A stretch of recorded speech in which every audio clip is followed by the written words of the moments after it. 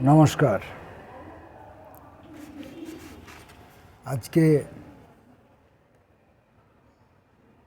দুজন কবির কবিতা পাঠের পর্বে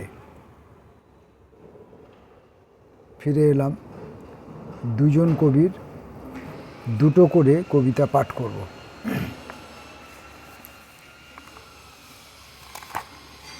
প্রথম কবির নাম কুমারেশ তেওয়ারি। কুমারেশ তেওয়ারির ব্যালেরিনা ও নকশি কাঁথায় নষ্ট গন্ধ এই কবিতার বইটি থেকে দুটো কবিতা পড়ব।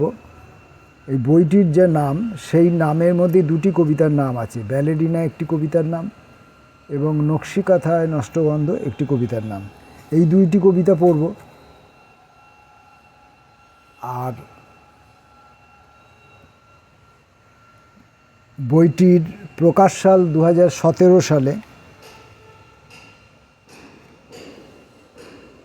বইটি প্রকাশিত হয়েছে আপনার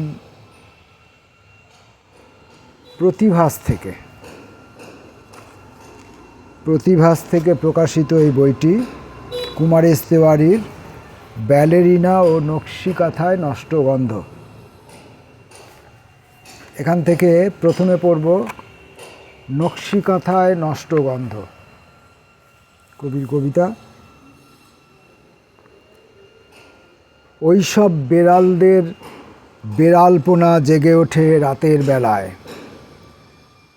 বডি ল্যাঙ্গুয়েজ বদলে যেতে যেতে পুরো বেড়াল হয়ে ওঠে।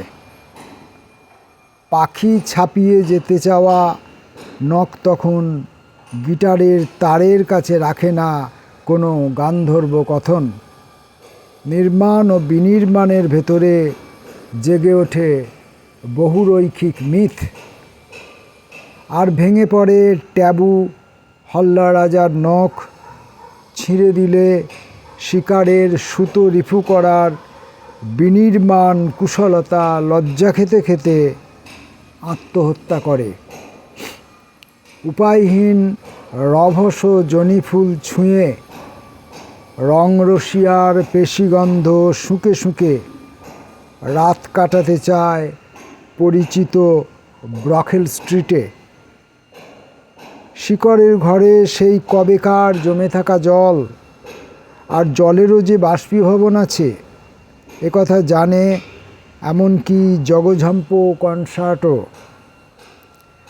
তাই সিম্ফনির এপিটাফ লেখার আগে পিয়ানোর রিড যেন ঠিকঠাক থাকে, সেজন্যই 10 আঙুলে মাখিয়ে নিচ্ছে লুব্রিকেন্ট প্রতিবার।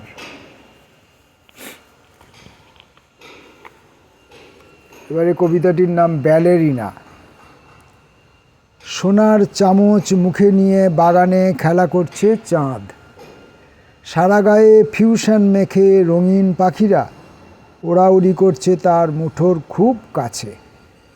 ব্যালেরিনা ক্রমশ ধৈর্যহীন, তার স্বপ্নের ফেরিওয়ালার হাতে ধরাবেই মায়ামন্ত্র জাল। এদিকে কারো লাউয়ের মাচায় বর্ণচোরা সাপ ছোবল মারছে বাতাসের কণ্ঠনালীতে। বাতাসও নীলকণ্ঠ সেজে তার চেলা চামুন্ডাদের নিয়ে খোঁজ করছে নীলাম্বরীর বুকের দুধের। মিথের শরীরে ছত্রাকের সাতপুর জমে থাকার কথা ভাবছে না কেউ। নকশি কাঁথায় নখের আঁচড় রেখে যাওয়া দান্দিক বেড়াল তার খোল নলচে পাল্টে স্টিলের চামচে পান করছে তুলসী পাতার রস। সে তো রবীন্দ্রনাথ পড়েনি কখনো। বাস্তব ও পরাবাস্তবের মাঝে আটকে থাকা ফ্যান্টাসিতেও এখন সে গেঁথে আছে তার ভেঙে যাওয়া নখ। বাস্তব ও পরাবাস্তবতার মাঝে আটকে থাকা ফ্যান্টাসিতে এখনও গেঁথে আছে তার ভেঙে যাওয়া নখ। এ সময় রাক্ষস জন্মের কথা যারা বলে তারা অ্যাবসার্ডিটির তত্ত্ব পড়েনি কখনো। কুমারেশ তেওয়ারির দুটি কবিতা পড়লাম। বইটির কথা পরিচয় আগে দিয়েছি।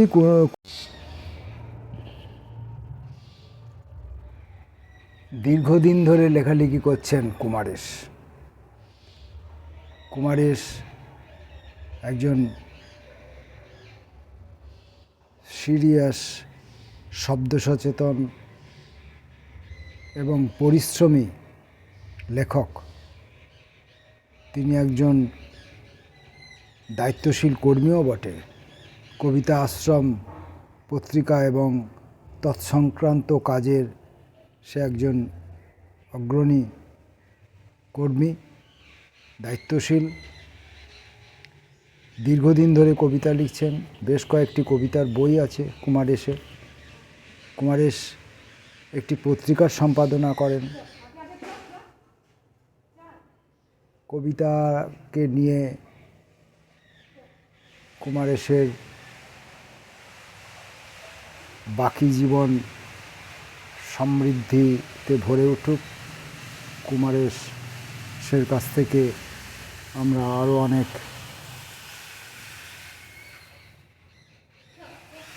ভালো কবিতা পাবো, এই কথা বলে কুমারেশকে শুভেচ্ছা। এবার বিশ্বজিৎ, কবির নাম বিশ্বজিৎ। এই বিশ্বজিতের তলোয়ারের ডানা থেকে একটি বই, সেখান থেকেও আমি দুটি কবিতা পড়ব। প্রথমে তলোয়ারের ডানা থেকে, এই বইয়ের যে নাম, এইটারই যে নামেই যে কবিতাটি, সেটি আগে পড়ব। এটি দুটো ভাগে বিভক্ত। তলোয়ারের ডানা থেকে। এক, তোমার ওজন নিয়ে এখন চারদিকে কথাবার্তা। তোমার ওজন নিয়ে দিনরাত মাপজোক চলছে। বালি ও কাঁকড়ের মধ্যে যে বিস্তর পুড়ে যাওয়া, ভেতরে ভেতরে আরও এক যুগ মিলন গাথা। ভেতরে ভেতরে আরও এক যুগ মিলন গাথা।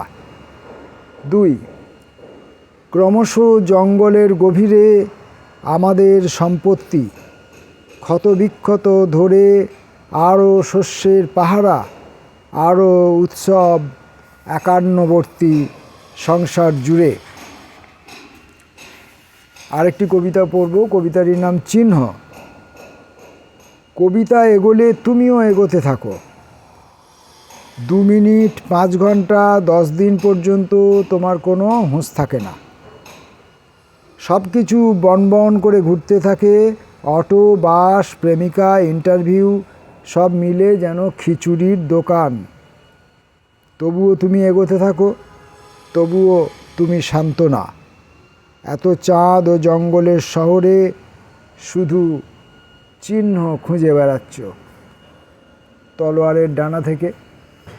এবং সেখানে কি চিহ্ন আছে, কি চিহ্ন খুঁজে বেড়াচ্ছেন, কবি বা কবির কোনো প্রিয় মানুষ, কোনো বন্ধু, কোনো প্রেমিকা। তো বইটির সম্পর্কে একটু পরিচিতি দেওয়া যাক। তলোয়ারের ডানা থেকে বইটি স্রোত পাবলিকেশন থেকে প্রকাশিত হয়েছে 2018 সালে। বইটি উৎসর্গ করা হয়েছে উৎপল কুমার বসুকে। আর